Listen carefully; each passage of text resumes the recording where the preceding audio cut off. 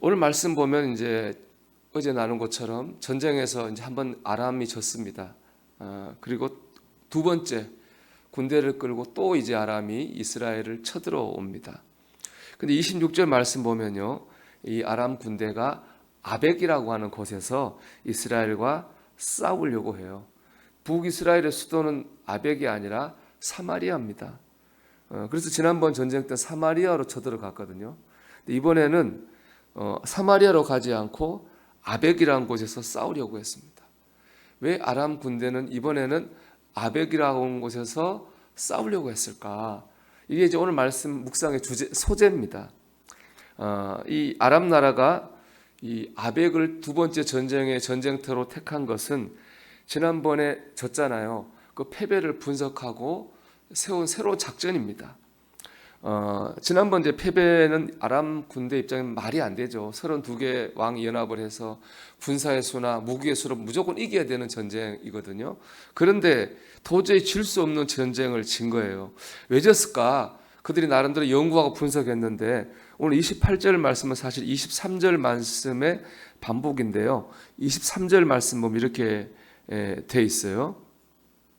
아람 왕의 신하들이 왕께 아뢰되 그들의 신은 산의 신이므로 우리보다 강하였거니와 우리가 만일 평지에서 그들과 싸우면 반드시 그들보다 강할지라 그랬습니다. 그러니까 이들도 이제 하나님이 여호와 하나님이 개입해 졌다고 하는 걸 인정을 했어요. 근데 이제 하나님에 대한 분석을 해보니까 왜 졌느냐 봤더니 여호와 하나님 어디 신이라는 겁니까?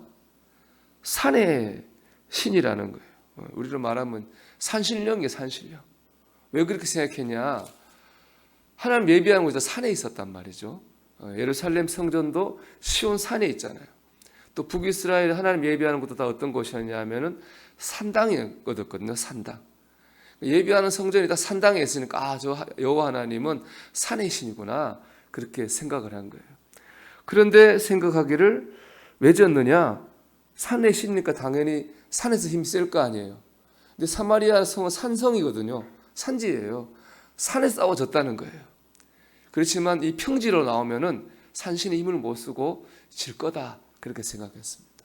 이 아벡이라고 하는 거는 평지에 있는 성이에요. 그래서 산에 싸우지 말고 그쪽은 산신이니까 평지에 싸웁시다. 그럼 우리가 이길 겁니다. 나름대로 이렇게 자기들이 분석을 한 겁니다. 그래서 우리가 만일 평지에서 그들과 싸우면 반드시 그들보다 강할지라 그렇게 말한 거예요. 연구 끝에 이젠 산신인 여호와 하나님을 평지에서 싸우자 생각해서 아벡에서 싸웠습니다. 그러나 그럼에도 불구하고 아람 군대는 또 졌습니다. 하나님이 여리고성 무너지게 한 것처럼 아벡성을 무너지게 했어요. 그들이 왜 졌습니까? 하나님에 대해서 잘못 생각했기 때문에 그렇습니다. 하나님을 몰랐기 때문에 그런 겁니다. 여러분, 하나님은 모든 곳에서 하나님이십니다. 산, 평지, 하늘, 바다, 하나님은 모든 곳에서 역사하시고 모든 일 가운데에 역사하시는 분입니다. 우리 요즘 말로 하면 올라운드 플레이어신 거죠. 그러니까 우리가 하나님의 역사를 제한해서 안 됩니다. 우리가 하나님 이건 하실 거고 저건 못 하실 거예요.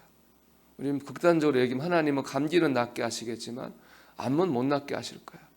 그런 것들이 우리가 생각하고 있는 제한된 신앙입니다. 우리의 생각이 제한되면요, 우리의 기도도 제한됩니다.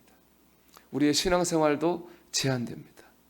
하나님은 모든 상황에서 모든 일 가운데 역사하시는 전능하신 하나님입니다.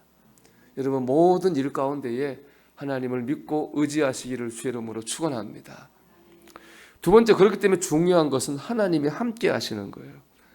하나님은 모든 곳에 계세요. 산이든 바다든. 중요한 건 내가 하나님과 함께 있느냐 아니냐인 거예요. 이스라엘의 지도자가 여호수아가 이제 됐잖아요. 그래서 가나안 정복 전쟁을 하러 갑니다. 그 전쟁하러 가는 여호수아에게 하나님이 이렇게 말씀하셨습니다. 여호수아 1장 9절입니다. 내가 내게 명령한 것이 아니냐? 강하고 담대하라. 두려워하며 놀라지 말라. 내가 어디로 가든지 내 하나님 여호와가 너와 함께 하느니라 하시니라. 내가 어디로 가든지 하나님이 함께 하니까 이길 거라는 거예요. 우리는 보통 어디에 관심이 있는데 어디로 가든지에 관심이 있어요. 저한테 와서도 목사님 어디로 가면 좋겠습니까? 뭘 하면 좋겠습니까? 또 예수 안 믿는 사람은 저 점치는 사람한테 물어보잖아요. 어디로 가면 좋겠냐고, 뭘 하면 좋겠냐고. 저는 그런 데 관심이 있습니다. 하나님 말씀은 어디로 가는지에 관심이 중요한 게 아니에요. 왜냐하면 어디 가든지 하나님 계시기 때문에 그래요. 여기 가든 저기 가든 이걸 하든 저걸 하든 하나님이 계셔요. 중요한 건 내가 하나님과 동행하는 거예요. 그러면 이기는 거예요. 그게 중요한 거잖아요. 여호수아가 7년 동안 전쟁하면서 별별 일을 다 만났습니다. 요단강을 건너가기도 하고 여리고성을 만나기도 하고 내부의 아간 같은 적 때문에, 내부의 혼란 때문에 작은 패배를 당하기도 하고 모든 일을 다 만났는데 이겼습니다. 그 이유는 왜 그렇습니까? 하나님과 함께 있기 때문에 그렇습니다. 여러분, 하나님이 함께 하심을 믿는 겁니다. 지금 내가 서 있는 자리에 하나님 나와 함께 하심을 믿는 거죠. 그리고 하나님을 의지하고 순종하는 겁니다. 그럴 때 우리는 어디에 있든지 간에 하나님의 도우심으로 이기게 될 줄로 믿습니다. 제가 몇 주 전에 그 임현수 목사님이라는 분의 간증을 한번 들어본 적이 있는데, 이분은 북한 사역을 열심히 하신 분입니다. 원래 캐나다 계신 분인데 94년인가요? 북한의 그 고난의 행군 시간에 수백만 명이 아사했잖아요. 그걸 듣고 북한 돕기를 시작했어요. 한 번은 뭐 35억 원어치 라면을 사보내기도 하고, 한 지역을 정해서 옥수수를 심기도 하고, 하여튼 북한에 좋은 일은 다 해가지고 김정일이 이 사람이 하는 일은 무조건 허락해줘라, 그런 말을 들을 정도로 북한을 섬겼단 말이에요. 이분이 해외에서 이렇게 설교를 하다가 한번 북한 정권 비판을 했대요. 그걸 그냥 녹음하면 안 되는데 한 분이 그거를 녹화를 해가지고 인터넷에 올린 거예요. 그게 북한의 어떤 컴퓨터 해커하는 사람들을 통해 그게 알려져서 북한 정권에서 그 임현수 목사님을 몰래 초대한 거예요. 북한으로. 거짓말 초대해서 감옥에 가둬버렸습니다. 무기징역을 받았잖아요. 노동교화형. 하루 8시간 노동하고.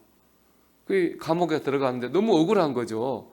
북한을 위해 가지고 이렇게 섬기고 봉사했는데 그 말 한마디 했다 그래가지고 무기징역을 때린 거잖아요. 노동교화. 그게 참 견딜 수 어려웠는데 그런 생각했대. 너무 억울했는데 예수님 생각이 나더랍니다. 예수님이 죄가 있어서 십자가에 못 박혀 죽으신 게 아니잖아요. 얼마나 억울하시겠어요. 주님 생각하니까 그때 그 주님을 통해서 자기가 이겼다고 그래요. 31개월 계시다가 이제 풀려났는데, 제가 그 얘기 들으면서 새삼 느끼는, 그 북한의 그 감옥 안에도 하나님이 계신 거예요. 우리가 있는 모든 하나님이 계셔요. 하나님 계심을 믿고 의지할 때 우리가 어떤 일이 있어도 이기게 될 줄 믿습니다. 오늘도 내가 있는 그곳에 하나님이 계심을 믿고 의지하고 순종하시기를 주의 이름으로 축원합니다.